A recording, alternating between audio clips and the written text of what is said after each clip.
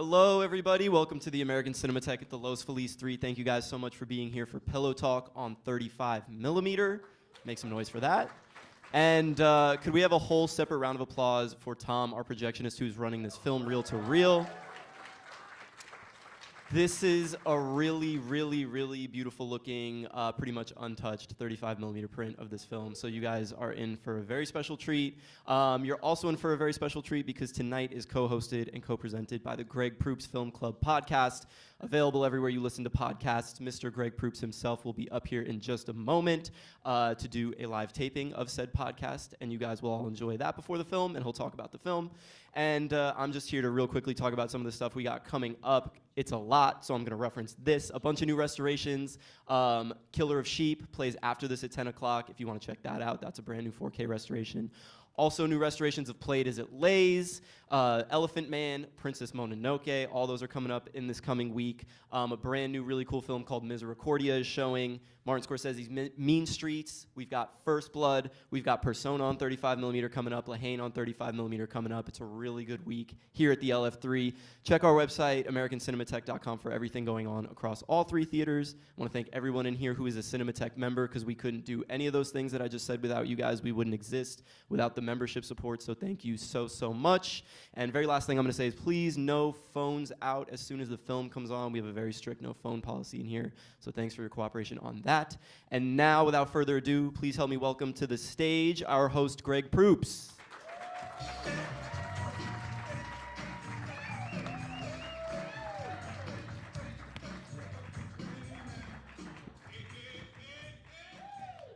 Hooray, hurrah! Once again, the Greg Proops Film Club convenes here at Hollywood's most enchanting cinematic confabulation, the American Cinematheque here at the Los Feliz 3. This is where you applaud. Hooray!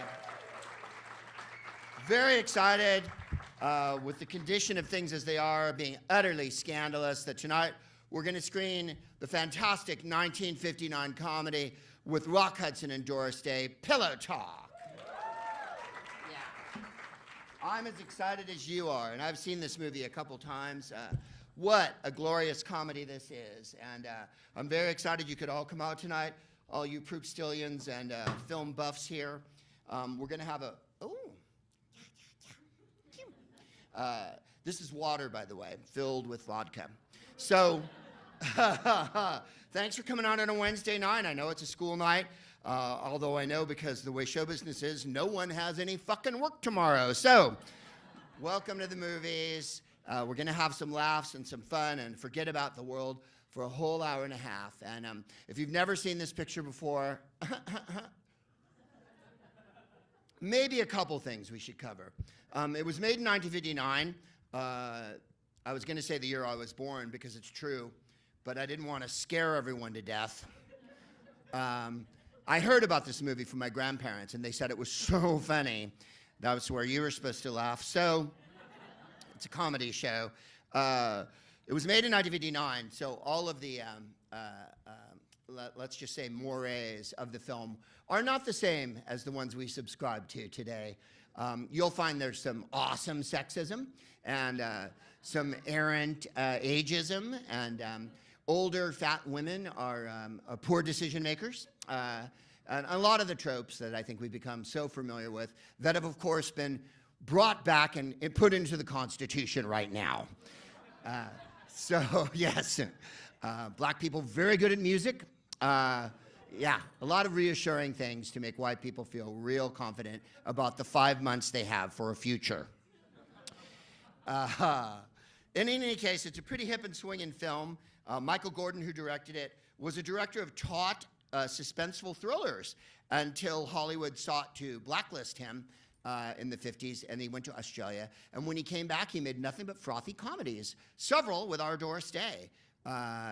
He made Touch of Mink, and I think Lover Come Back as well, with Doris Day. And you'll find that this is a peppy, pacey little movie in blasting Technicolor, and uses so many great things that we came to expect later on in the 60s and 70s from sitcoms, such as when something happens and no one expects it, they'll do a take to the camera and you hear, boing, and stuff like that. So it's really fun in that way. It's a sex comedy with no sex in it, because it's 1959. And as you know, there was no homosexuality, there were no black people, there were no Latin people, and nothing ever happened in America. And it follows that through line. Doris Day, I find marvelously funny in this. It was a real career changer for Rock Hudson and Doris Day, and I presume you know who they are since you're sitting here. And if you're out there listening to the podcast in Proopcast land, it is available on Tubi or one of those horrible streaming things. Anyway, Rock Hudson was a very gorgeous, and when you watch the movie, I think that's what'll come through most of all for you. And a lot of people say, the movie has got all these deficiencies and it leads you in all these different directions. And by the end of the movie, you're like, I don't care. I want Rock Hudson to come home and break me over his knee. And Doris Day, for whatever happened in her real life, has, I believe the expression is, an ass that does not quit. It will not even give up, nor does it have a surrender flag. And she's in it, thank you. She's in a lot of very awesome gowns and dresses through the whole movie, and a couple of unbelievably questionable hats. There's a cabbage hat at one point that I think you don't get hung up on, is all I'm asking. As a film viewer, do not get hung up on the cabbage hat. It also has, like Perry Mason and a lot of great movies from the 50s, super swinging set decor and painting. And the painter from this movie is a San Francisco painter named Ralph Ducasse. And especially in Tony Randall's office, Tony Randall plays a millionaire, bougie, overbearing white guy, which will seem very familiar in today's context. And because he's used to having women do what he wants. His office has extraordinary decor, and the paintings in it are by Ralph Ducasse, and you can look him up. He was an abstract painter from the 40s and 50s, and they chuck him in here because it looks so bitchin' McChicken. And Tony Randall is, everyone in this movie is hysterically funny, of course. It has a lot of groovy people. Thelma Ritter, who plays Doris Day's maid. And one thing that I've always said to Jennifer, and by the way, Jennifer curates this film club, my wife Jennifer, and she chose this picture for tonight. And we only have two criteria in here, which I've gone over with you before, and if you've come and you've heard me say this, I apologize. But one, is it awesome? Two, is it under 2 hours? We're never going to show a Tarkovsky movie here. We're never going to show Kubrick or anything long, because I want you to like me. And I want you to remember the film experience in a very positive way. And we find that movies that are 90 minutes to 110 minutes pretty much fills the bill, and then we can all fuck off back home and drink until the sun comes up and do all the things we want to do. So there's that. But I always say to Jennifer, the key to all motion picture filmmaking is to make sure everything's really old-fashioned. It's impossible when you make movies and there's way too much modern stuff in it or futuristic stuff in it. No one understands it and no one likes it. Even today, when people don't know what a rotary phone is or what a party line is, which is what this movie has in it, a movie like, say, for instance, The Matrix, which I realize is 20 years old. You remember in the movie they use dial-up phones and put them on cradles, and they go to phone booths and stuff, which was out of date then. This movie, she's got a maid. Now, I don't know any single woman in Los Angeles who has a full-time maid. But maybe you do. Maybe you hang out in Bel Air or something. She's a working girl. And by working girl, I mean by 1959 standards, she's 40. And she has a full-time maid played by Thelma Ritter, who is one of the greatest character actors that's ever been on in film. And she's fantastic in All About Eve, Pick Up on South Street, 100 different pictures that Thelma Ritter's great in, and she continues to be great in this movie. She was also nominated for an Oscar for this movie, and she did not receive an Oscar for this movie. Thelma Ritter was nominated 6 times for Best Supporting Actress and never won it. However, Walter Brennan won 3, and Walter Brennan was one of the most amazing fascist, racist assholes that was ever in American film. So you tell me how the Academy's changed over the years. The only 2 people who have more nominations that never won, I think, are Glenn Close and Amy Adams. I think Amy Adams has 100 nominations. And Peter O'Toole, who was nominated for Best Actor 8 times, and they finally gave him the consolation honorary Oscar. And apparently, when he went to that Oscar ceremony, Peter O'Toole, the wonderful actor, but mostly movie star, went and he said, is there anything to drink? And they went, we don't have any booze backstage. And he went, right then, I'm going. And they ran to the lobby and rustled up a bottle of vodka, and he drank it. And then he gave his awesome speech after. And I believe the quote from Peter O'Toole was, oh, there's no alcohol. That's a pity because I like a little drink. So you'll find that Thelma Ritter's character in this movie is, to use the old expression, sodden. And yes, there is the fantastic gag of her wearing an ice pack on her head. Again, no one has worn an ice pack on their head since 1959, as far as I know, but they're very effective. So they share, Rock Hudson and Doris Day share a party line in this movie. Now, there was a time when a phone was installed in your house, and it was a permanent installation. It had a gigantic cord that went like this, and it got plugged into the wall, and it did not come out of the wall. You've seen in the old movies sometimes they'll get really angry and pull a phone out of the wall. That required like a week of calling people to fix. It was not a small matter. You could throw a phone at someone now and it'll bounce off them harmlessly and topple to the ground and then play some fucked up app as it falls down. In 1959, if you threw a phone at someone, you meant them grievous bodily injury because phones weighed 275 pounds and were made out of titanium. And they were porked into the wall. And not everybody had their own phone line. So after World War II, which isn't over, we're still fighting it, you may have noticed. Strangely, the Civil War and World War II have carried on for years and decades and hundreds of years in American history, and we're still going on them. After World War II, everyone wanted a telephone, and not everybody could get one. And the phone companies struggled to get everybody a line. So people had to share one phone line. So the phone would ring in your house, and you'd go, hello, and then there'd be someone on the line, on the other line going, hi, I'm talking on this line.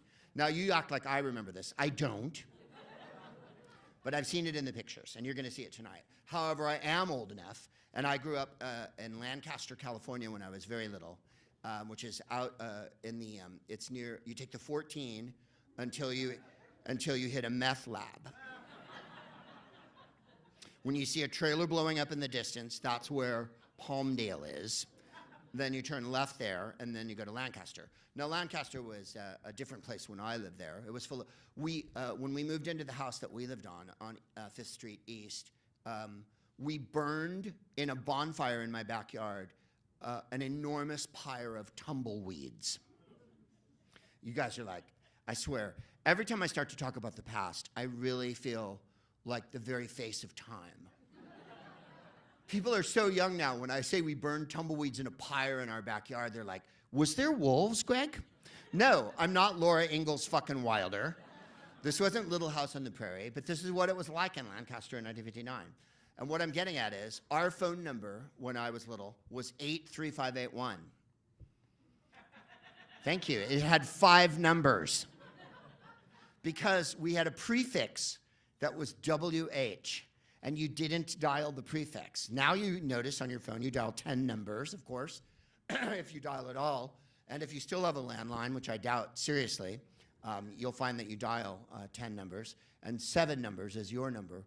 But in 1964 or whatever, 65, you had 7 numbers, and we only had 5 of them. And our next door neighbor's number was, I think, 83066. These are the things you memorize when you're 5 years old, before you go to school. We also used to play in refrigerator boxes that had paper plates tacked to the front and a little piece of cellophane here and pretend we were in the Gemini capsule. Now the crowd's like, I thought this was going to be funny instead of sad. So in any case, the whole premise of the Bloody movie is that Doris and Rock are sharing a party line, and that Rock is on the party line romancing girls every second of the day.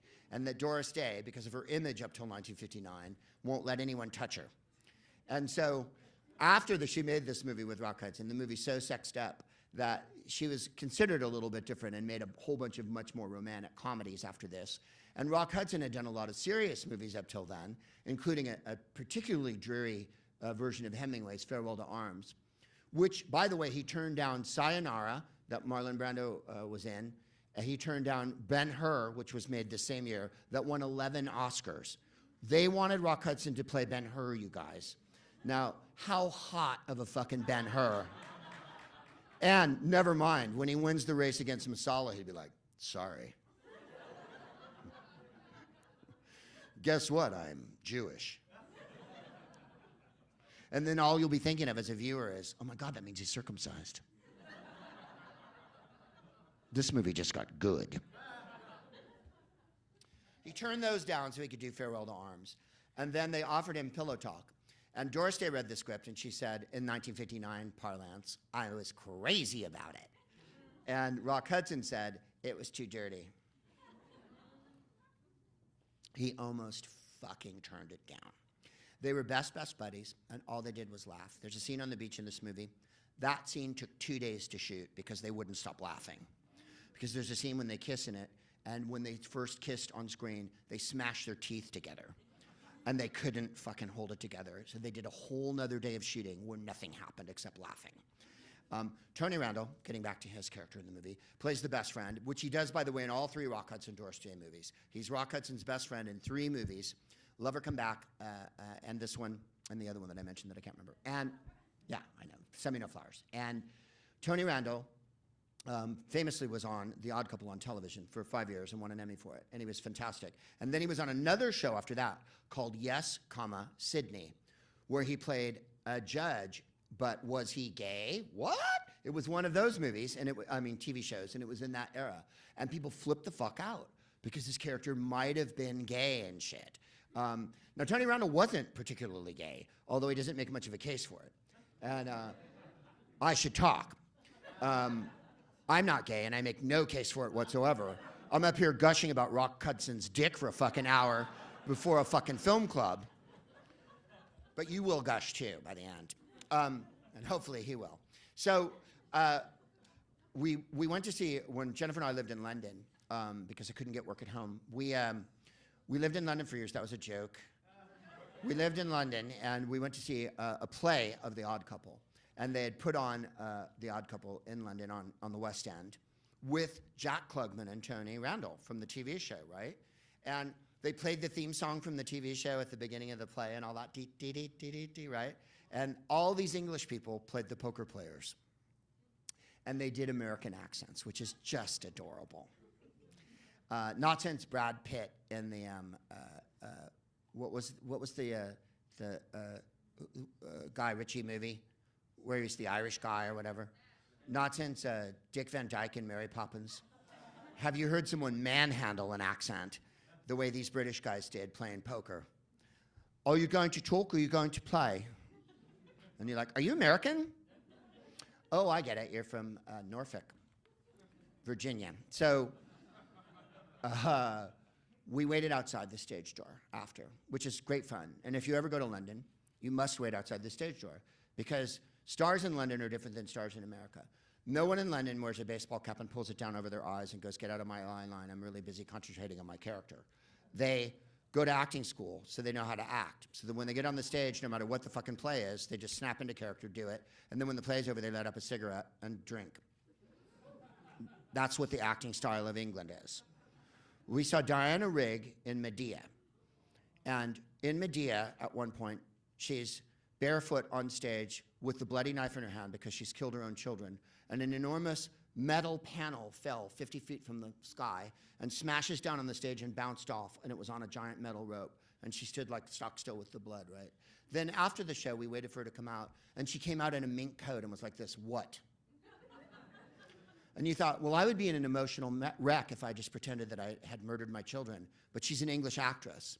I remember hearing Angela Lansbury interviewed once, and they played on Fresh Air, which, by the way, no one should ever subject themselves to. And go ahead, listen to NPR if you have to. And whatever. It's like Fox News for people who drive a Prius. I mean, why don't you just wear a sign on your head that says, I'm a fucking douche canoe that goes to Whole Foods? You don't have to. If you're listening to NPR, that's implied. So Terry Gross was interviewing Angela Lansbury, who, by the way, just passed away last year at the age of 205. And she played Mama Rose in Gypsy, right? And there's that insane scene at the end of the musical where she does this complete breakdown, for me, you know, and all that. And they played that, and then Terry Gross came back on and said to Angela Lansbury, how did you deal with that emotionally every night? And Angela Lansbury went, what do you mean? And she went, well, it's a very emotional scene, you're having a breakdown on stage. And Angela Lansbury went, yes. And she went, well, how did you deal with it off stage? And she went, what do you mean how did I deal with it off stage? I was acting. So there's that combo platter of technique and complete lack of human emotions that English people bring to the fore. So we're waiting outside the stage door, and Jack Klugman, and I don't know if you remember Jack Klugman, but he was a lovely actor, and very hangdog, I think was the expression to describe him. Yeah, the guy named Jack Klugman. Jack Klugman, and he had a big nose, and then he smoked a lot, and he lost his voice from it.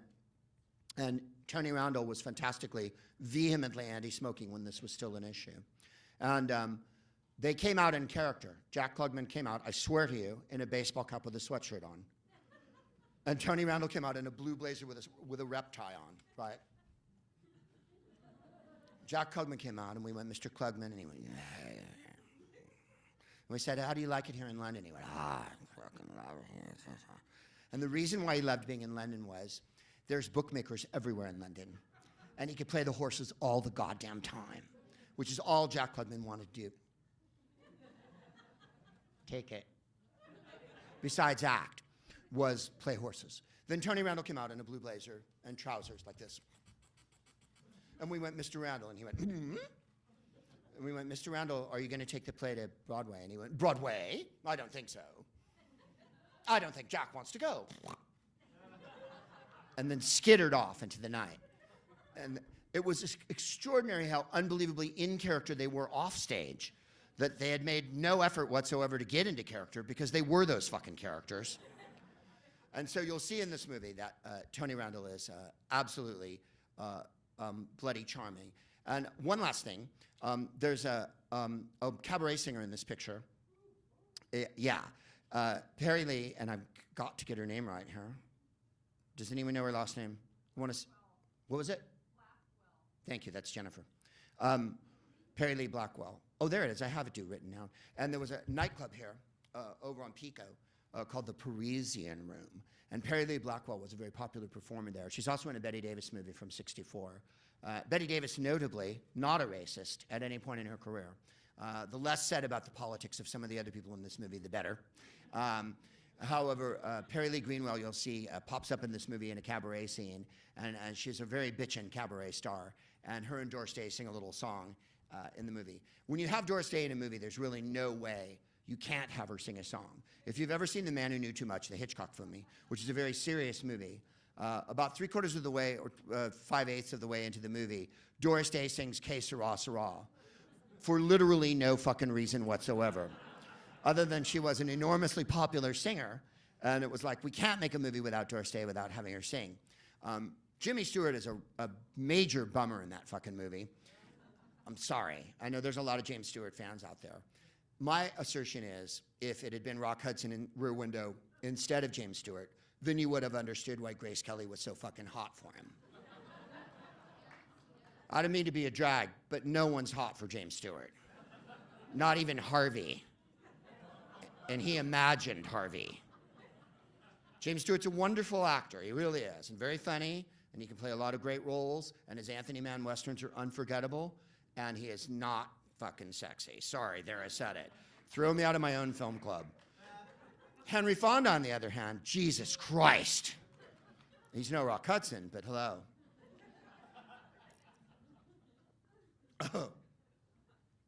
There you are. So, here we go. On a year when 400 Blows was made, and La Ventura and Ben-Hur won Best Picture, a movie that sets the standard for ribald sex comedies. And by the way, there's some gender-bendy wildness coming up in this movie, too, that you're probably not going to be ready for.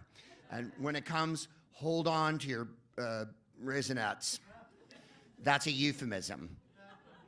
And get ready for the super sexy Rock Hudson, the super sexy Doris Day, the hilarious Thelma Ritter and Tony Randall in the 1959 comedy the classic made by Michael Gordon, Pillow Talk.